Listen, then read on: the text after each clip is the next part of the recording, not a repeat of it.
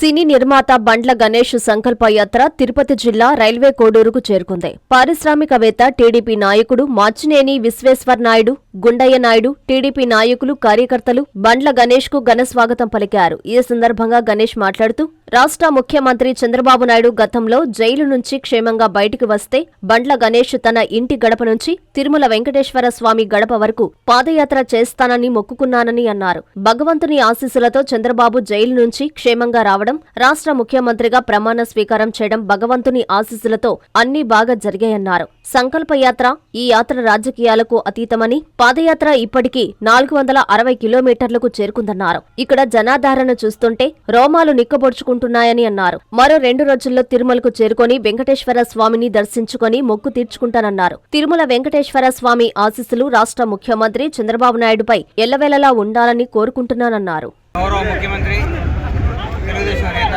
చంద్రబాబు నాయుడు గారు జైల్లో ఉన్నప్పుడు సార్ నేను ప్రాణాలతో బయటకు వస్తే నా గడప నుంచి నీ గడప దాకా నడుచుకుంటూ వస్తానని చెప్పాను.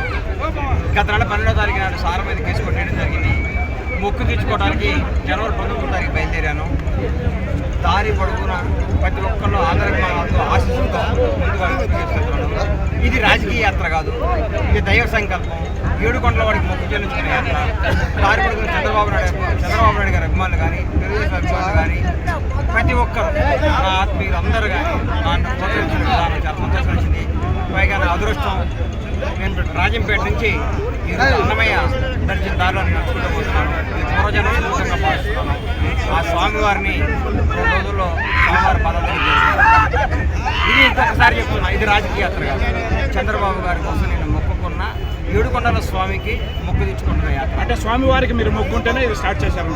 100% స్వామివారికి మొక్కుకొని, అయ్యా సార ప్రాణాలతో బయటకు వస్తే నా గడప నుంచి నీ గడప దాకా నడుచుకుంటూ వస్తానని చెప్పాను. అన్నీ అద్భుతంగా ఉన్నాయి, బాగున్నాయి. మొక్కు దేవుడికి చెప్పి మొక్కు తెచ్చుకోవాలి. ఒక హిందువుగా, ఒక సనాతన ధర్మం నమ్మేవాడిగా, దేవుడు అంటే భయంతో, దేవుడు అంటే భక్తితో ఈ కలియుగ దైవం 7 కొండల వాడు మొక్కు చెల్లించుకోవడానికి దీనికి సహకరించిన అందరికీ ఇంకొకసారి హృదయపూర్వక ధన్యవాదాలు తెలియజేసుకుంటాను.